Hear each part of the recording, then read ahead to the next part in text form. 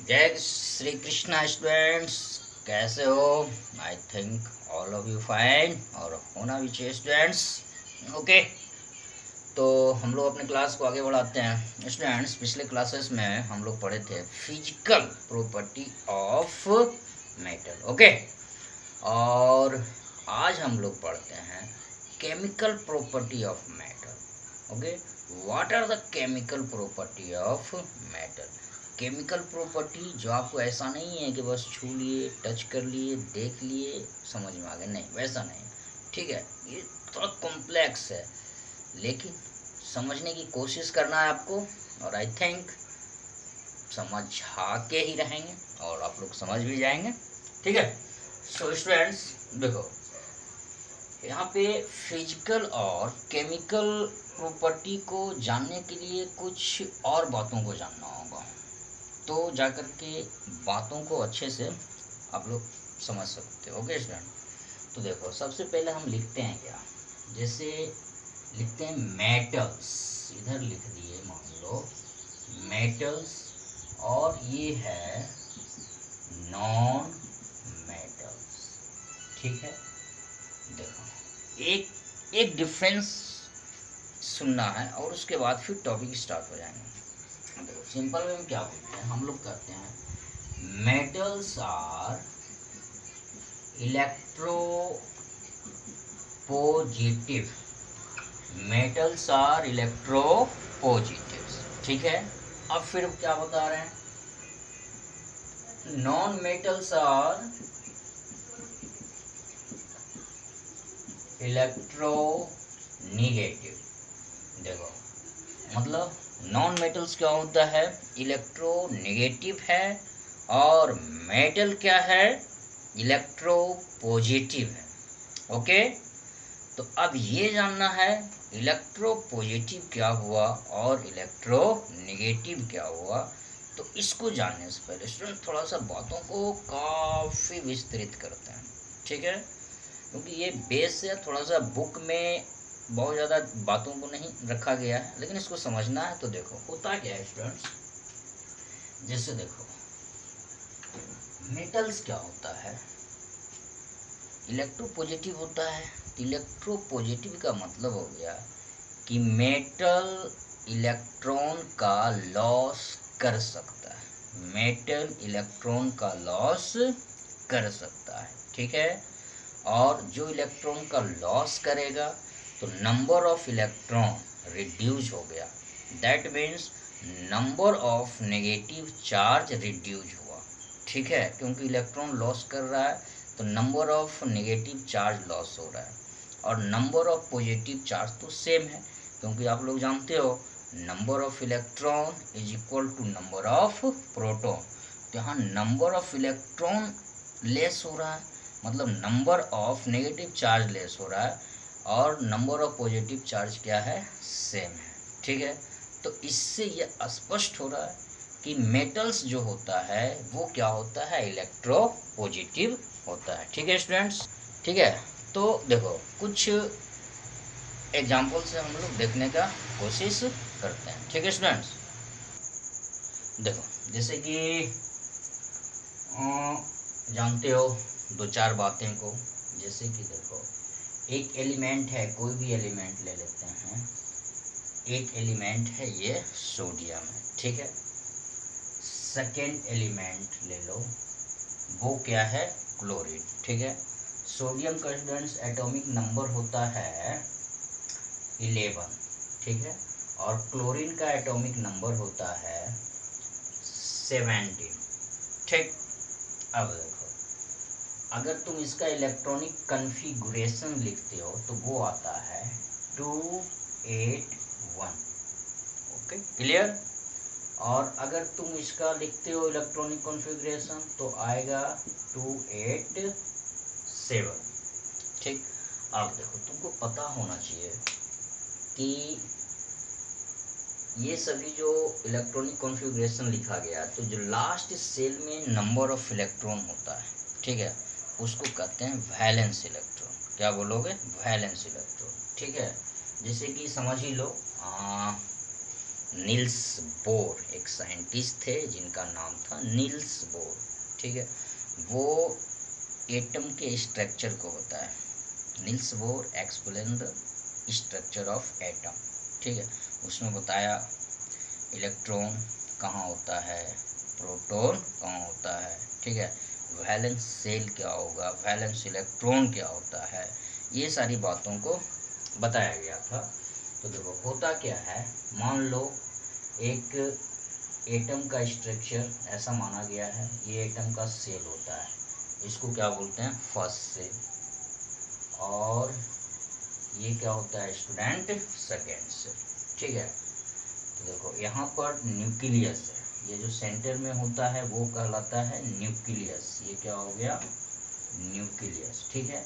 और न्यूक्लियस के चारों ओर अराउंड द न्यूक्लियस जो सर्कुलर पाथ है, वो सर्कुलर पाथ कहलाता है सेल। क्या बोलेगा इसको, सेल। ये क्या बोलोगे इसको, सेल करते हैं। देखो न्यूक्लियस में देखो क्या होता है स्टूडेंट्स, प्रोटॉन और न्यूट्रॉन। न्यूक्लियस में क्या होगा, प्रोटॉन और न्यूट्रॉन, और सेल में स्टूडेंट्स होता है इलेक्ट्रॉन। सेल में क्या होगा, इलेक्ट्रॉन, और अलग अलग सेल में नंबर ऑफ इलेक्ट्रॉन क्या होता है, अलग अलग होता है, ठीक है।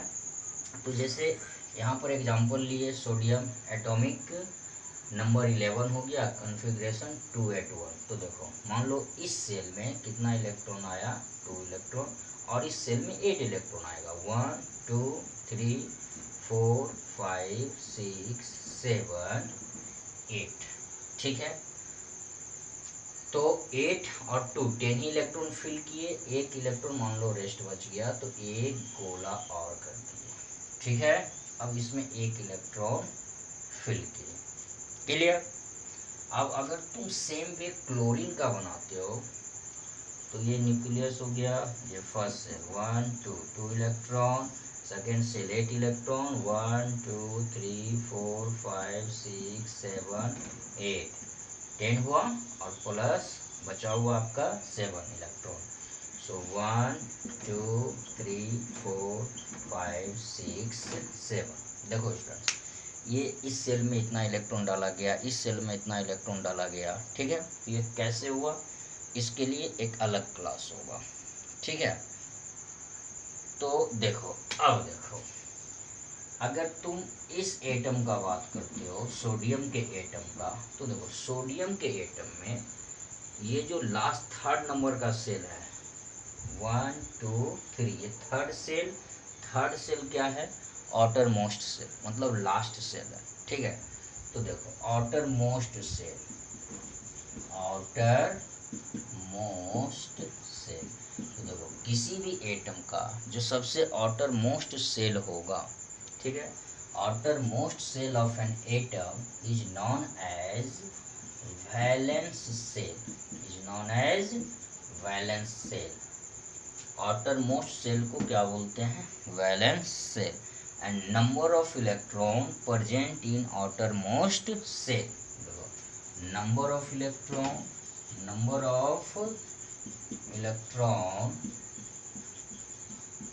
present in outermost cell is called valence electron. इसको आप क्या बोलोगे, वैलेंस इलेक्ट्रॉन बोलोगे, ठीक है। सेम वे जैसे क्लोरीन में देखो 1 2 3, ठीक है। तो वैलेंस सेल थर्ड है, इसमें भी वैलेंस सेल थर्ड है। अब अगर तुम वैलेंस इलेक्ट्रॉन का बात करते हो, तो valence electron number of electron present in outermost shell. अगर वैलेंस इलेक्ट्रॉन की बात करते हैं फॉर सोडियम या फिर ऑफ सोडियम, तो वैलेंस इलेक्ट्रॉन देखो सोडियम का कितना है, 1 है, ठीक है। और वैलेंस इलेक्ट्रॉन ऑफ क्लोरीन, तो देखो क्लोरीन का करते हैं, तो क्लोरीन का वैलेंस इलेक्ट्रॉन स्टूडेंट्स कितना हो गया, 7। बातों को ध्यान से देखना है, ठीक है। देखो valence electron of sodium is 1 and valence electron of chlorine is 7। अब देखो कॉमन सा रूल क्या है कि कोई भी एटम है, अगर उसका वैलेंस इलेक्ट्रॉन 4 से कम है, तो वो इलेक्ट्रॉन क्या करता है, लॉस करेगा। ठीक है, ये किसी भी एटम का, किसी भी एलिमेंट का टेंडेंसी है। ठीक है, कि अगर 4 से कम वैलेंस इलेक्ट्रॉन है तो वह इलेक्ट्रॉन को क्या करता है, लॉस करता है। If number of valence electron is less than 4 element और atom loss their valence electron. ठीक है, वो वैलेंस इलेक्ट्रॉन क्या करेगा, लॉस करेगा। तो जैसे देखो सोडियम हो गया। ठीक है, तो सोडियम का 281 valence electron is less than 4। Valence electron कितना है, 4 से कम है। तो ये 1 इलेक्ट्रॉन लॉस करके फाइनली कन्वर्ट हो जाएगा Na+। अब देखो Na+ क्यों आया, तो इलेक्ट्रॉन लॉस किया, और इलेक्ट्रॉन लॉस कर रहा है मतलब क्या लॉस हो रहा है, नेगेटिव चार्ज।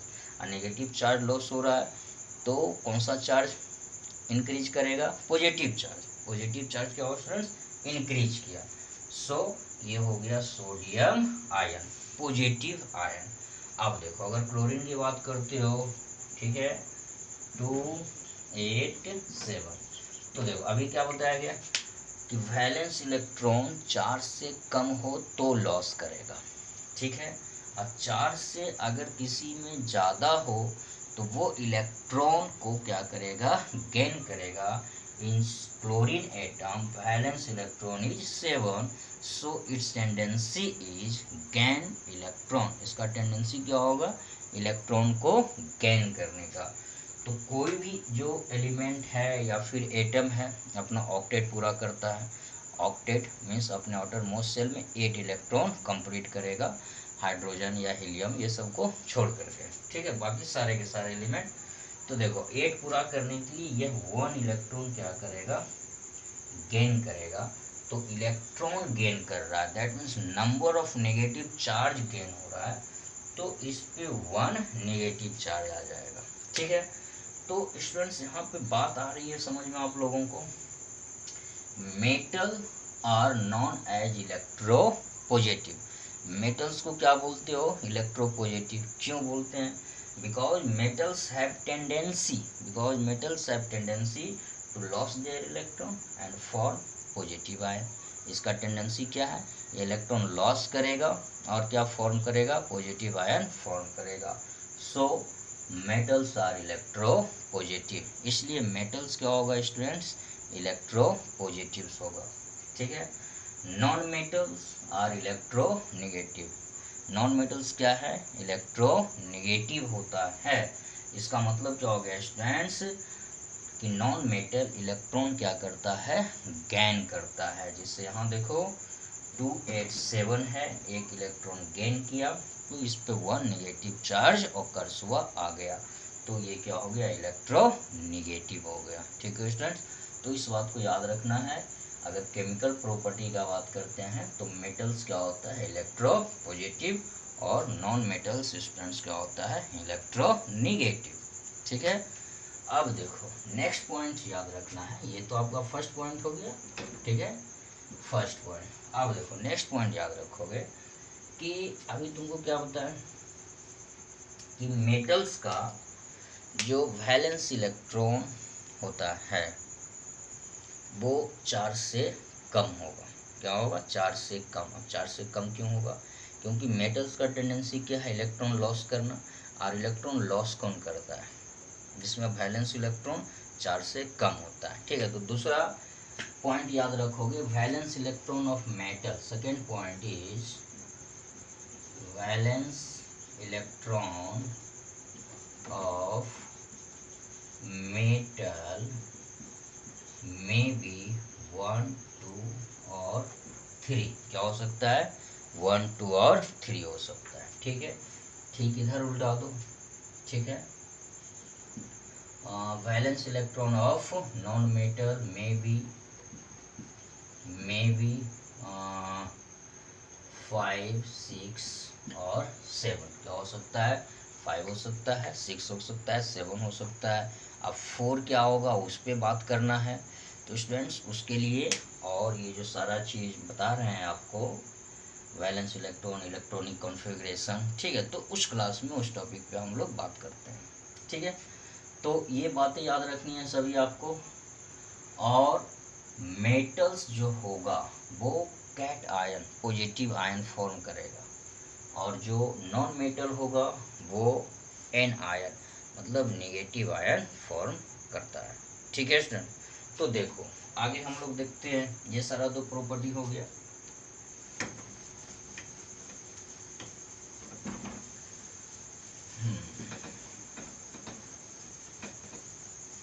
देखो स्टूडेंट, अब कुछ प्रॉपर्टी लिखना है कि जैसे देखो जितने भी मेटल्स होंगे, ठीक है, सभी मेटल ऑक्सीजन से रिएक्शन करेगा, ठीक। और जो नॉन मेटल है वो भी ऑक्सीजन से रिएक्शन करेगा। तो मेटल हो या फिर नॉन मेटल, जब दोनों ऑक्सीजन से रिएक्शन करता है तो वो फॉर्म करता है ऑक्साइड। क्या फॉर्म करेगा students? Oxide. When metal reacts with oxygen it form oxide, metallic oxide, and when non-metal react with oxygen it form non-metallic oxide, ठीक है। तो देखो जैसे एक कोई भी मेटल ले लेते हैं, हम लोग एग्जांपल लिए Na, sodium plus O2, oxygen. Sodium and oxygen react each other. यहाँ पे देखो सोडियम और ऑक्सीजन क्या कर रहा है, एक दूसरे से रिएक्शन कर रहा है, तो वो क्या फॉर्म करेगा? Sodium oxide Na2। बैलेंस करने के लिए यहाँ पे क्या लगा दो? 2 लगा दो, यहाँ पे 2 लगा दो, तो 2 तो वो बैलेंस हो जाएगा, तो यहाँ पे क्या लगाना होगा? 4। अब ये इक्वेशन हो गया बैलेंस। एक दूसरे इक्वेशंस को हम लोग देखते हैं, ठीक है। वो है आपका, मान लो कार्बन प्लस ऑक्सीजन दोनों मिल करके बना दिया CO2, या फिर सल्फर प्लस ऑक्सीजन, ठीक है, दोनों मिल करके बना दिया SO2, ठीक। या फिर एल्युमिनियम प्लस ऑक्सीजन, दोनों मिल करके बना दिया एल्युमिनियम ऑक्साइड। बैलेंस करना है स्टूडेंट्स, तो यहाँ पे 2 लगाओगे, 3 लगाना होगा, यहाँ पे 2 लगा दो, यहाँ पे 4 लगा दो। हाँ, तो स्टूडेंट्स ये इक्वेशन क्या हो गया? बैलेंस है। अब देखो तुम जान रहे हो ये मेटल है, ये मेटल है, और ये दोनों क्या है? नॉन मेटल है। तो देखो मेटल भी ऑक्सीजन से रिएक्ट करके ऑक्साइड फॉर्म कर रहा है, और नॉन मेटल भी ऑक्सीजन से रिएक्शन करके ऑक्साइड फॉर्म कर रहा है, लेकिन दोनों में अंतर है। देखो जो मेटालिक ऑक्साइड होता है, जो मेटल से ऑक्साइड फॉर्म हुआ वो क्या हुआ? मेटालिक ऑक्साइड, ठीक है। तो जो मेटालिक ऑक्साइड होता है वो बेसिक नेचर का होता है। किस नेचर का होगा स्टूडेंट्स? बेसिक नेचर का, ठीक है। That means oxide of metal is basic in nature, मतलब वो किसके तरह से बिहेव कर रहा है? बेस की तरह बिहेव करेगा, ठीक है। और जो नॉन मेटालिक ऑक्साइड होता है वो स्टूडेंट होगा एसिडिक नेचर का। वो क्या होगा? एसिडिक नेचर का, ठीक है। मतलब non metals, oxide of non metal is acidic in nature, वो एसिडिक नेचर का होता है, ठीक है। तो देखो सोडियम ऑक्सीजन से रिएक्ट करके सोडियम ऑक्साइड बनाया, तो ये बेसिक नेचर का हो जाएगा, ये एसिडिक नेचर का होगा क्योंकि वो नॉन मेटल है, ये भी एसिडिक नेचर का होगा। और यहाँ पे अब हम लोग बात करते हैं, ठीक है। देखो एल्युमिनियम को याद रखना है, एल्युमिनियम या फिर आपका हो गया जिंक, ठीक है, एल्युमिनियम या जिंक ऑक्साइड। देखो ये दोनों, एल्युमिनियम भी मेटल है, जिंक भी मेटल है, ठीक है। लेकिन देखो जिंक और एल्युमिनियम ऑक्सीजन से जो रिएक्शन करके जो मेटल ऑक्साइड फॉर्म करेगा, तो ये दोनों ऑक्साइड दोनों नेचर शो करता है। एक्सेप्शन याद रखना है, इसका नेचर क्या होगा? एसिडिक भी होगा और बेसिक भी होगा, ठीक है। तो देखो ऐसे ये बेसिक भी है और plus acidic, and this is also acidic and basic, ठीक है, ये भी एसिडिक है और ये भी बेसिक, दोनों बिहेव करेगा। तो जब कोई भी मेटल का ऑक्साइड बोथ प्रॉपर्टी शो कर रहा है, एसिडिक भी और बेसिक भी, तो वो क्या कहलाता है, एम्फोटेरिक ऑक्साइड। ठीक है, oxide of metal or non-metal, so oxide of metal so both property of acidic and basic is called amphoteric oxide। तो ये दोनों क्या है students, amphoteric oxide, amphoteric oxide. ठीक है, ये एम्फोटेरिक ऑक्साइड फॉर्म करता है। ठीक, अब देखो नेक्स्ट प्रॉपर्टी तुमको याद रखना है, ये आपका हो गया थर्ड प्रॉपर्टी। फोर्थ प्रॉपर्टी याद रखना है, मेटल्स का टेंडेंसी। मेटल्स का टेंडेंसी क्या है, लॉस देयर इलेक्ट्रॉन। मतलब मेटल क्या कर सकता है, इलेक्ट्रॉन लॉस करेगा, और नॉन मेटल क्या करेगा, गेन इलेक्ट्रॉन। ये इलेक्ट्रॉन को स्टूडेंट्स क्या करेगा, गेन करेगा। ठीक है, तो ये बेसिक डिफरेंस हुआ, बेसिक केमिकल डिफरेंस हुआ मेटल और नॉन मेटल का। सेकेंड चीज याद रखना है कि देखो रिएक्शन विथ वाटर, जो केमिकल प्रॉपर्टी है उसमें एक पॉइंट और है, रिएक्शन विथ वाटर। ठीक है, तो स्टूडेंट्स याद रखना कि मेटल वाटर से रिएक्शन करता है। ठीक है, लेकिन अलग अलग जो मेटल है उसका वाटर के साथ रिएक्शन करने का टेंडेंसी अलग अलग है। ठीक है, सभी मेटल वाटर से रिएक्शन करेगा जो कि हाईली रिएक्टिव है। ठीक है, और जो लिस्ट रिएक्टिव है वो वाटर से रिएक्शन नहीं करेगा, लेकिन सभी एलिमेंट, सभी मेटल वाटर से अलग अलग कंडीशन में रिएक्शन करेगा। ठीक है, जैसे देखो कुछ ऐसा मेटल है जो हॉट वाटर से रिएक्शन करता है, कुछ स्टीम से रिएक्शन करेगा। ठीक है, कुछ नॉर्मल वाटर से रिएक्शन करेगा, है ना, कुछ कोल्ड वाटर से रिएक्शन करेगा। तो इन सारी चीज़ों को स्टूडेंट्स जानना है, और ये हम लोग फिर बात करते हैं नेक्स्ट क्लास में। ठीक है, तो इस सभी चीज़ों को देखना है, याद रखना है। Okay students, take care, bye.